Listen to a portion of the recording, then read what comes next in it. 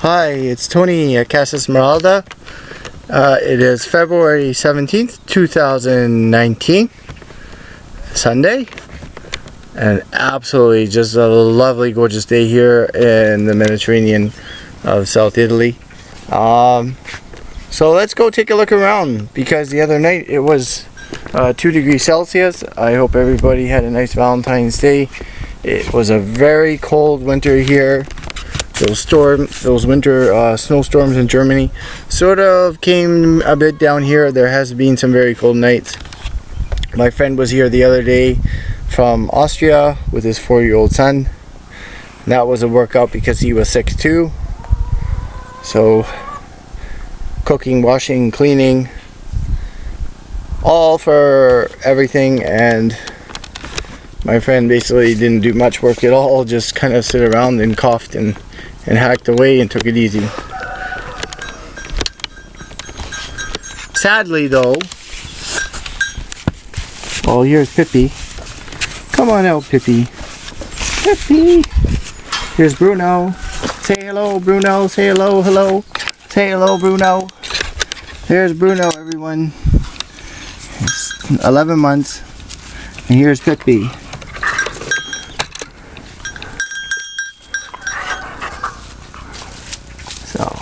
Yeah, you're getting big, huh? You're bigger than your father. Bruno's father's like a wild dog from around here. Lives in an olive tree. And Bruno's mom just kind of hooked up with him. Bruno's mom's no longer along. Pippy's trying out the camera. Doesn't taste very good, huh, Pippy? So, Pippy's the smart one around here. She does take it easy. But this guy, the stag, the young stag, so as you can see, his leg is duct taped up, and I'm still contemplating on whether I should actually splint it and just splint it or cast it or plaster it, or just leave it like that.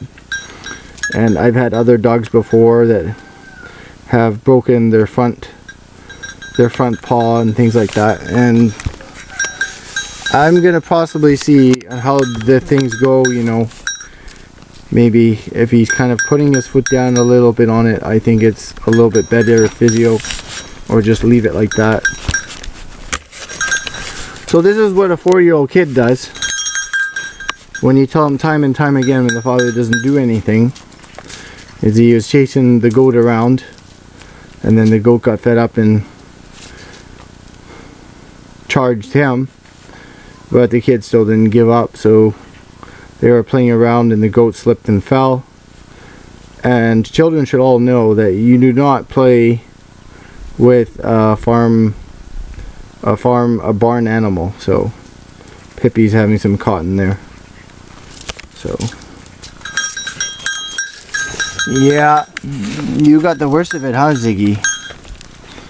Yeah, and you learn too now. You're all calmed down, so you're not going on the roof of my house or my Jeep, and not trying to push any fences down or anything like that, and breaking things and chairs around here. See, all my chairs over here are broken, except for 2 now. This is all Ziggy, the young stag. No matter how far I walk these goats, even if I go 2-3 hours a day, the energy level of this young stag is just amazing. And she's already pregnant, so she's at least over a month and a half pregnant, because they've been doing birds and bees now for about 2 months regularly. And he tried again yesterday, but no success. So this is kind of a good thing anyway, because I would have to really separate them. So he's kind of taking the back stage, he's a little bit on the back stage now of things. So, been taking the chainsaw out. All this stuff is chainsaw stuff here, and since the tractor road is already like fixed, I've been able to drive the tractor down about 9 times and use the cat tracks the crawler tracks being widening the road and that, so I can actually just hook up the trailer to the Jeep and that, which is nice. In the summertime, as the weather now gets warmer, yeah, I'll probably end up using the tractor. I still have to put the new glow plugs in the tractor. because when the motor was built there was old glow plugs in, and I knew those glow plugs would possibly run out after like a dozen uses of the tractor anyway. So, and I stayed a little bit at a time. I'm by myself here. I wish there was other people around and things like that. Maybe come and visit, help me out.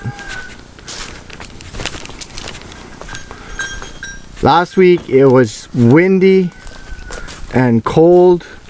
Well, actually this week. So this is like the end of the storm. The wind generator was going good, so I was curious on how my electrical bill was, but there was like 2 days at the peak of the storm. It was, I think, Tuesday of this week, so today is Sunday. Tuesday, it was just rock and roll here. Like that thing was just going, and there was winds above any between 40, 50 up to possibly 90, 100 kilometers an hour here. So everything's good. Lost a nice green wine jug. These old-fashioned wine jugs. These are still up for sale. If anybody wants to buy an old wine jug, I saw these ones. They're like on eBay for like 200 euros or something like that. Some guys trying to sell them. I can sell one. I don't want to sell the big ones because I do make my own wine. I made my own wine last year with a friend who we worked on the roof in the house when I moved in. Helped me also build the house, so that's all good. But I think I'm gonna keep them, and then maybe if I ever do plant grapes or something. It's just me, and for now this is all good. It's all enough. I was gonna be getting more goats, but it's good enough for me. So I'm just gonna see what happens, and then I'm gonna have some young ones coming spring, summer, as Pippy's stomach gets more and more bigger there. So starting to hang down. The bees are flying. The bees are flying. Yeah, I just heard one. See, I just heard one. The bees are flying.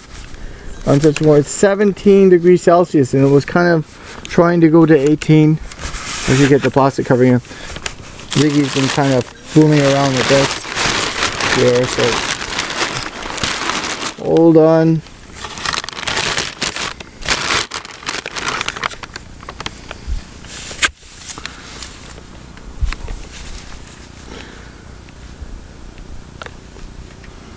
I saw one this morning. I actually saw two. I was standing by my door early this morning. Bees like early morning things, so they get the nectar, the dew. So I saw 1 and 2 going in and out. There's not very many bees in here, but just enough to get a nice swarm to jump, or something to jump on them. The bee guy will be coming by. That'll be another video. And these olive trees, I trimmed these trees last year before. This time I had them all trimmed, February, March. So there's only a couple of weeks now of the window before the olive trees really start blooming, and then that's it, and those are your olives, and the amount of money you make from them, everything. But absolutely gorgeous trimming, like especially like this one here, the tops and everything just off, and just like so much space for blooms, and so many olives come on here. If it's a 40-44 degrees Celsius summer, you need the heat for these. So, and I just watered the greenhouse. We're gonna go in there. We'll check out the winter garden here. Since it was a very cold winter, a lot of the stuff didn't work, but the only thing that really did survive, and also the chickens were in here too because it was cold, so I kind of let them go in there. There's the Austrian fennel here, which is still trying to grow itself for some reason or another. So, and I have neighbors that have fennel still growing, but as the days go on now we'll be going into the high teens and low 20s, and the seed, this will go in seed. And I absolutely love fennel. There's still some garlic growing in here. Still some low garlic. There's garlic there. There's a garlic there. Garlic. Still some garlic trying to grow. But the chickens were in here, so they destroyed a lot of this. I'll put potatoes in here again. But it's nice now because my garden's all set up in the back, and I gotta get more mist, more animal mist, and then I'll be okay. Not a very good winter for vegetables. This thing was closed a lot last winter. It was a lot warmer when I had when I had the really good olive oil. So there's still some beets trying to come through here. There's still this rapa, which is like of the comfrey type of family, and this is edible, or like as the Germans say, wraps in here. So I've been eating this in my soups and salads all winter. So this is really taking off now because of the heat, but it's almost a little too warm. I got some turnips coming here, and these turnip seedlings, they should actually come out. If the weather holds like this week, I'm going to try to bring these out, and I'm going to try to put them in the potato bins, get some mist going. That'll be all cool. There's some carrots there coming in the back. Last year I had a lot more carrots, and if the weather holds in the 15s to, if the weather holds 15s to 18s, this coming week or next week, and it gets, maybe there's a day 19, I will do some carrots, I will do some turnips and things like that. We'll get all this started planting for the March season, especially potatoes and things like that will start growing outside. March, April, there are some rains here which will grow things like turnips, potatoes, and carrots. Because I did that last year, and I had carrots all the way into June, to the first 2 weeks in the June. I remember the bananas, as you can see, they really took a beating. I didn't have a lot of heating. Supposedly these bananas from India, Banana Argento, they're supposed to be frost resistant, but they really did take a beating, and they need to come out of the pots. They need to get into bigger planting regions, like in a big bin area, and they will start to grow and things like that. So some survive, some are kind of just hanging on there. Some of them need nutrients. There's some fennel growing in the back there and stuff. That stuff is edible, but it's not a very good quality fennel. It's more the Italian one, and I do like the Austrian. There's some chilies also growing in the back there too. So I've still been eating hot chilies all summer. So this is the one plant that is resistant that grows to all seasons, and it keeps growing all seasons long. It's the first time I've ever seen it. So that tells you that a plant that is very resistant and that it grows all seasons long, that is a plant that you want to use for your immune system. As you can see here, there's the parsleys, which have all survived. There's the Austrian wild mountain cabbage, which was bigger last year. There's some more parsleys in here, some more wild mountain cabbage. The lemongrass also took a beating too. This lemongrass has got to get sorted out and see what it's got to be survive or cut and things. There's like the majoran in here. There was basil growing up until I think last month. There was some basil growing. What's going here? Oh, there's still some red hot peppers growing here. Look at that. So there's still some red hot peppers growing. I'll put these guys in my pocket. Use them for seed. The aloe vera plant survived. The rosemary, which is a really resistant, it's from here and it's used to this type of weather. It's actually used to growing outside. Is the rosemary, and I bought, as I said, like over a year ago, I bought this about a foot finger long, so it's now growing about 1.5 feet high, which is really nice. Ooh, it's warm, and I don't have a toucan today. You guys probably see me making videos all winter long with a toucan on my head. So absolutely gorgeous for oranges. I never made the marmalade video. I have not made marmalade. It was just too cold, and I just been eating oranges and vitamin C to keep my vitamin C up from getting a cold or a flu and things like that. And the chickens have been locked up now for about 3 weeks. They have not left their coop at all because the wild fox, the wild dogs around here are just going down, are just chowing and eating all my chickens in sight. If I just leave for like 5 minutes, there's there's a wild dog or a fox around here that just loves to eat one of these. Now I have 5 roosters. 5 roosters I have, and there's only like 10 hens. So, and this is the first week I've got from 3 to 7 eggs. So that is the sign.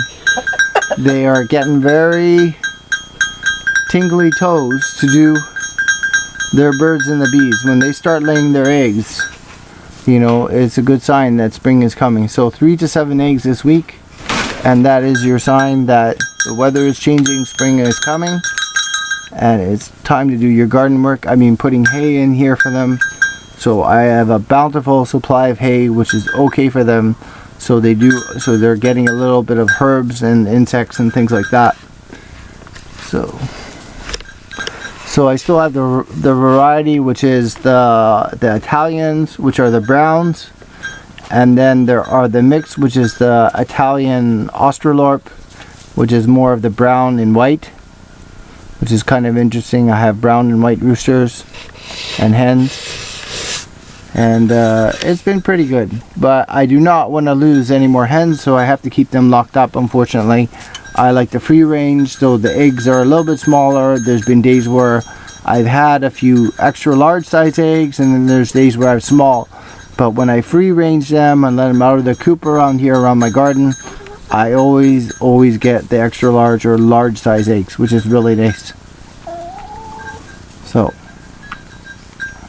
as I said, I didn't slaughter them, they just kill themselves, and I just wait till one or the other fights with each other and that sort of thing. I'm not into the slaughtering thing. So, but they're enjoying themselves here.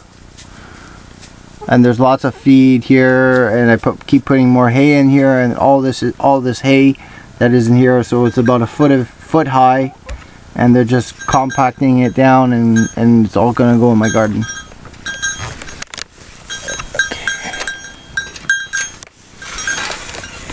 So, absolutely gorgeous day. This is a couple weeks ago. Down there in the valley, it was all flooded, it looked like a lake, the rains. This carob tree, the carob chocolate vanilla bean substitute tree, it grows that bean, absolutely gorgeous. I trimmed this tree down to almost nothing, and it's grown back absolutely beautiful.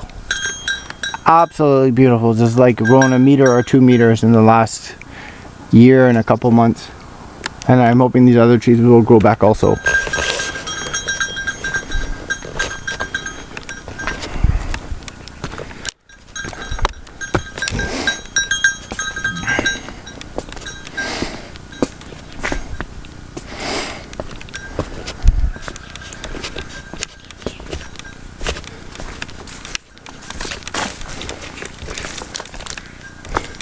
The quiet here is absolutely incredible when there's no neighbors and it's a Sunday.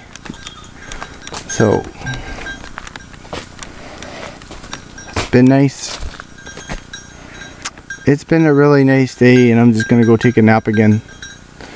So maybe cut firewood for an hour. I got enough firewood from yesterday, but I just want to cut firewood for an hour, go down, take the goats down out again, make sure they're getting nutrients. There's lots of nutrients here on the ground for them, which they've been eating, so that's all good. My tree trimmers, I don't need to trim my trees. That's where that line here I'm showing you, that's where you want your olives to come from. That line, you don't want them to come from actually down there. So okay, been trimming olive trees too down there. Maybe do another video on my olive tree trimming. Okay, so this is Tony Casa Esmeralda. I hope I have inspired you to go outside, grow your own food, live off the land, cut your own firewood, all the things that nature can provide for you. I hope that you are going to have a nice week. And for those of you in Western Canada who are in the snow, this is another option to come and visit. So thank you again. Please do like and subscribe my videos, and thank you for those who have liked and subscribed. Hit that like down below. Take care and see you in the next vid.